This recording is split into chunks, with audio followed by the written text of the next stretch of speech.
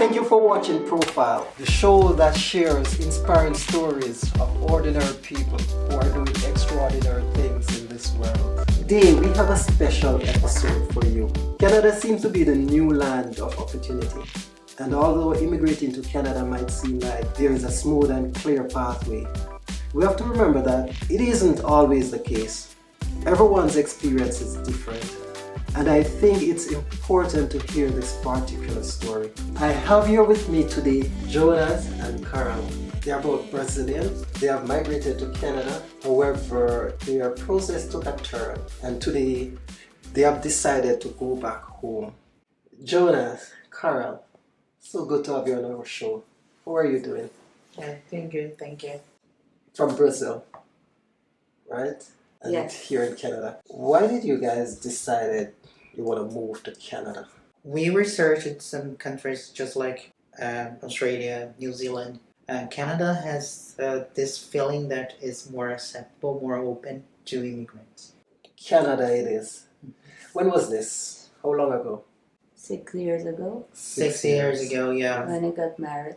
Because we saw the scenario in Brazil wasn't that good, and we were foreseeing that the political scenario would be worse for the next upcoming years. So then we decided to immigrate to a different country, in case of Canada. And it took us almost 3 years to get here.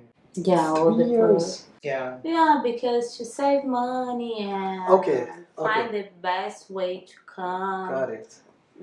So it's not just the process, it's you being prepared. Exactly. Yes, exactly. yes. Understanding the situation of what we Got need to be prepared for. In my case, improve my English. It's not too good, but it's Yeah. okay. Gather all It's Great. better.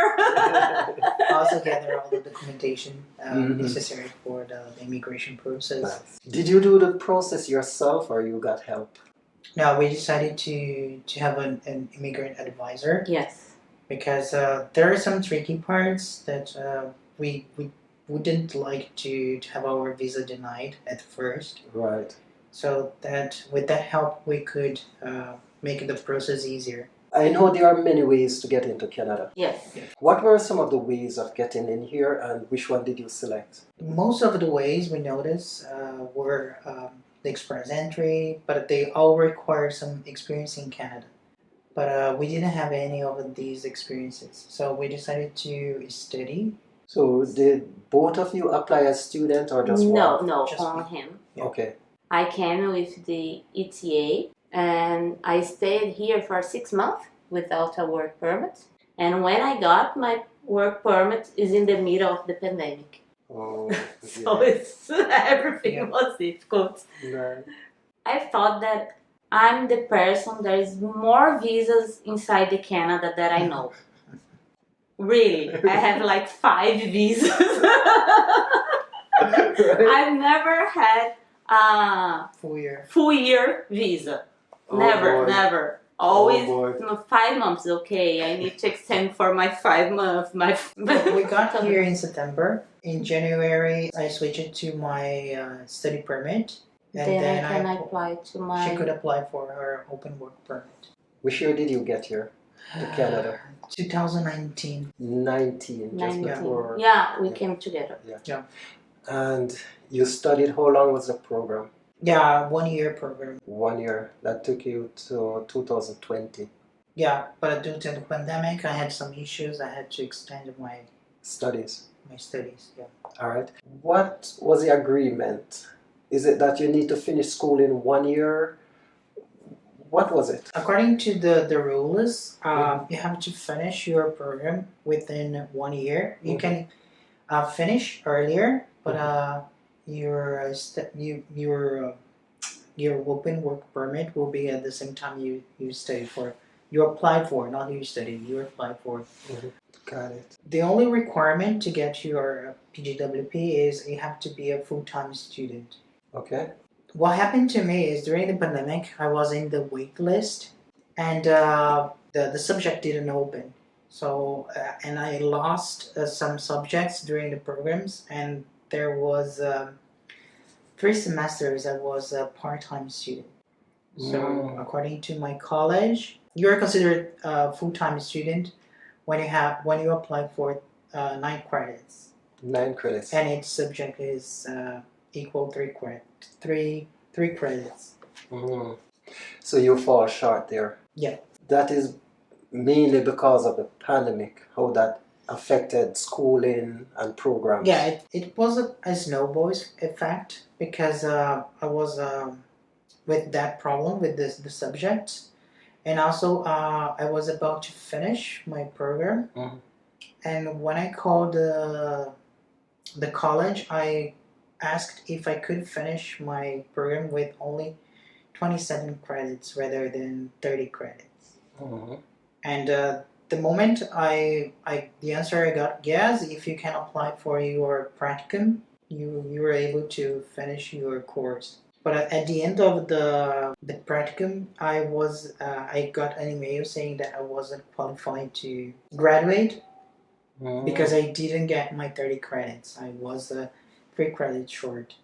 Oh, wow. So that's the reason why I had to apply it again for another Study? subject. Yeah. Okay.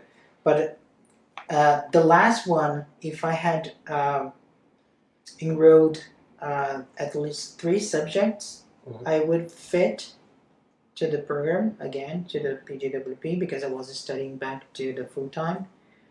But I had finished all my subjects, so there is no reason to apply to more 2 different subjects. Right. So that's the reason why I applied just for 1 rather than 9 credits. And then when in January of this year we got a denial, so then they said you no longer fill the requirements to be to apply for the PGWP. And PGWP will take you into PR. It's part of the process. The Yeah, PR because process. it will give me 1 year of experience. Canadian experience. Yeah, of work experience. Yeah. It seems like there's miscommunication, misunderstanding along the way that throw you off the path. Now, what would have helped to keep you guys on path to complete the program and get to the PR? Yeah, I think one major mistake that I didn't realize at the time was not requiring that information in a formal way, like written or it was just I word just of mouth. I just trust them blindly. So that was my biggest mistake, because when I called the college again asking how could I solve this problem, she said, "Oh, you don't have the person's name, you don't have any written information, so how can you prove that?" And you couldn't. Yeah, it's impossible. Sorry about that. Yeah. I can imagine for a while it didn't take that news very well in terms of being denied. And so how did you guys console each other? Yeah. It's difficult because when the email comes, he was here at home and I was in my job. Okay. So we are apart each Right. other, and he called me and said, I have a good news. Okay, what is the good news? I love the good news. I want to hear the good news I too. love the good news. Told her I have 1 bad news and 1 good news. Which one do you prefer to hear first? Okay. And I said, the good one, please. I need a good one today. And it was a Thursday. Okay. So he said, tomorrow is Friday and we don't need to work tomorrow. Okay, great.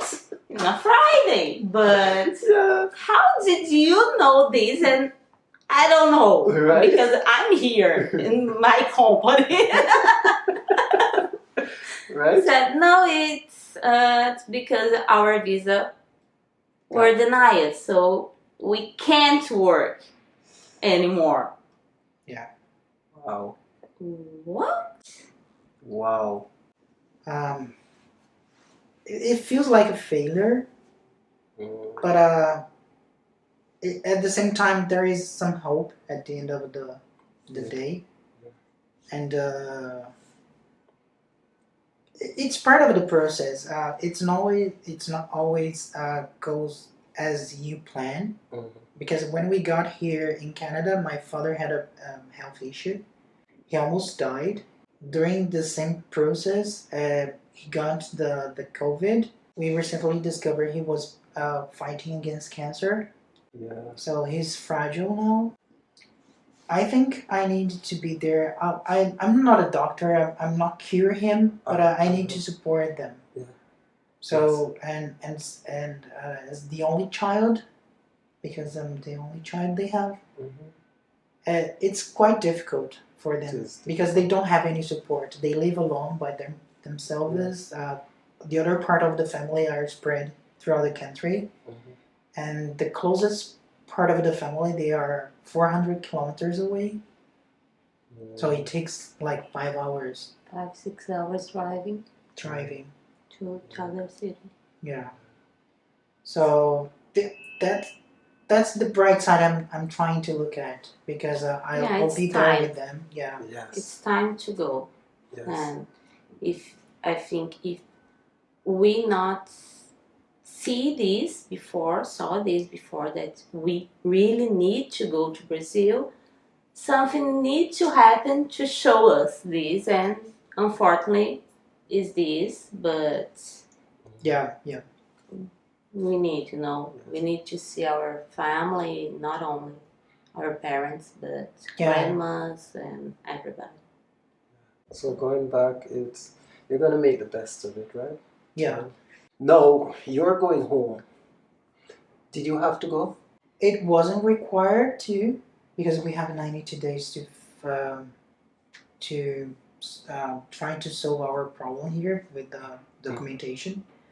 We can either apply for another program from here, but it may take like 2 to 3 months to get an answer. To approve, yeah. Yeah. So with that, we cannot stay here for 3 months without working. So we are trying to look for a different strategy. To apply for another program to keep us here, like another study permit, will cost a lot of money. And we already need to spend this for the PR. So now it's better we save this money to try stay here and back to Brazil, stay there with our family that we need to saw them, to see them, to stay a little longer with them. Yeah, and we talked with our immigration advisor, and he said that our PR process is still going on. Okay. In Brazil. Don't worry, nothing will change, because the two principal things that we need for this process is the self-PIP exam, that I need to take another one, but it's okay. And the work experience, 1 year work experience in Canada. Which you have. And yes, I already had this one. So all is not lost. Yeah. No. Beautiful. No, you are here almost 3 years. Yep. Yeah. What's your experience like in Canada? What do you think of Canada? I love here. Yeah, she loved. That's funny because she didn't stand the cold weather. Yes. Whenever it was like 15 degrees, she was complaining about the 15. Yeah. 15 Brazil, 15 degrees. I can't go out. Yeah. I want to stay in my bed under the blanket. and here it goes to minus. Yeah, and okay, I go to work -3, -7, and I'm going to work. Yeah. Okay, don't worry. Yesterday it was 11 and she was oh, it's kind of warm today. You have come a far way. Yeah, and really I love here because, like, for our women, we have more freedom to do what we want. Because, like, in Brazil, usually put all the women in the same pot, in the same jars. So the women like to be sit like this, like the way that I'm here, sitting it's right now. totally wrong. Mm. I need to sit like this all the time, you know. Yeah. And I learned this. All your To years. change all the things in my mind was difficult. And now I realize that I can be everything that I want. And I learned this here in Canada. And this is very, very special for me, you know. All your journey coming to where you are now, looking back, would you have done anything differently? Yeah, as I said, I always request that information written Yeah. rather than with Just the words. Yeah. I think that's the only thing I would have done differently. I'm an immigrant here myself. I'm from Jamaica. I've been here 10 years now. This year is going to make 11. What I've found is that a lot of immigrants here, they are scared to ask for help, to ask for information, and some of them may believe that they know it all. You know what I mean? Yes, Yeah, so totally. what happened there? What were you thinking? I think as part of the people, they try to get this information for free. And part of the other people, they are super afraid of being illegal. And that's the reason why they are so afraid of committing a mistake. The other thing is the laws. The laws are different. They apply differently for immigrants. Mm-hmm. And as a Brazilians, the language is a barrier. Yeah.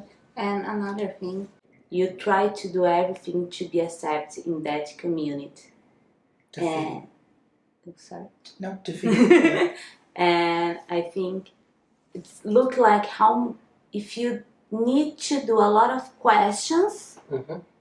the other person will see you like, oh, okay, you're not from here, you never belongs here.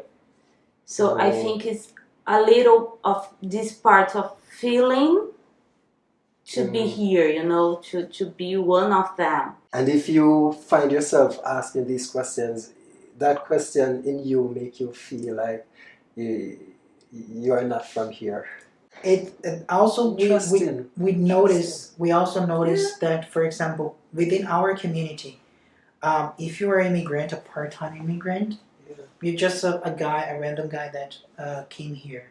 But if you hold a PR, oh, you're the cool kid in the block. It's different. And if you're a citizen, you are just a superhero. Wow. And I don't know if you're from Jamaica. I don't know if the Jamaicans here are a lot or no, but there's a lot of Brazilians here. Yes. Our community is very, very big. Yeah. And with this difference that he said about students, PR, and a citizen, it's clear in our community. So as a result, you feel it's better you just try to figure it out on your own. Yeah. You talk about going back to Brazil. You also talk about spending quality times with family. Very good. But while you're in Brazil waiting, what's the plan? What's the game plan? Going back to work? The game plan is no game plan. Just land in the country and then say... Yeah, we are going and... Yeah, we have the feeling that we don't fit here sometimes, but we no longer belong to Brazil. So we are kind of in this limbo. So it also we don't have where to live right now in Brazil because our home are rented, so we can go back to our own home. And in my sister's home don't fit us, and his parents' home doesn't fit us. No. My mom's home is far from everywhere. My father's home is in nowhere. In nowhere. It's like this. So now, if you ask us where you will live, we don't know. Yeah, I can imagine you want to get your shoe, and they're like, I'm going to buy my mom. I say, oh, where's my shirt? Oh, I'm going to buy my dad. Like this. Yeah, so, Like this. yeah. So what we're talking about here now is the disruption, right? In the sense that when you decided to leave your home, everything behind it, you have nothing to go back to. Your life is so rooted up, lot of, disruption, and it's gonna throw you back a couple of years, I can imagine, in your case. For sure. Right? Do you want to say anything to that? You can have only one plan in your life. In your life, only the plan A. Mm-hmm. Because not 100%, but 90% of chance that this plan doesn't work properly. Yeah. No, so you need to plan A, B, C, D, E, F, and the whole alphabet. Right. Always have a backup plan.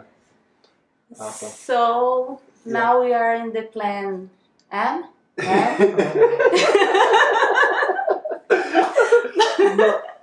But this is our difference. For me, it's not everything's a joke. It's not this, but it's okay. This doesn't work. Okay, go moving on and try another thing. For me, it's not easier, but I don't know. For me, it's okay. We need to only to go. Keep going. Keep going. And Jonas is more. We need to make this work. The plan work. The plan A need to be work. Need to be work. It's like, no, it's so not close. Working. Go to the B. Don't worry about it. No, but I want the one. So this is our difference. Because sometimes I want to move to another plan very quickly. And he said, no. Let's give it some more time. Stay. Yeah. Wait. And you see, I can see how you guys would work together because, you complement each other. Yes, totally. Yes. Now, here's what I want to know. What was plan A? Come here, already PR, and find a place that fits in everything that we want, and a great job, and stay here for long. And after 3 or 4 years, bring my niece with us. This is the plan A. Of course, totally wrong. I would say it's wrong, came here with like a student. I thought it's plan C. Yeah, B or C. B or C. It's not A.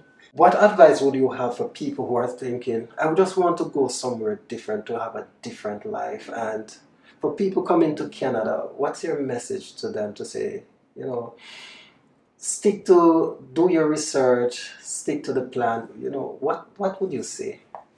You have to choose wisely where you want to live because especially the weather is it can be very difficult, especially if you're not used to the cold.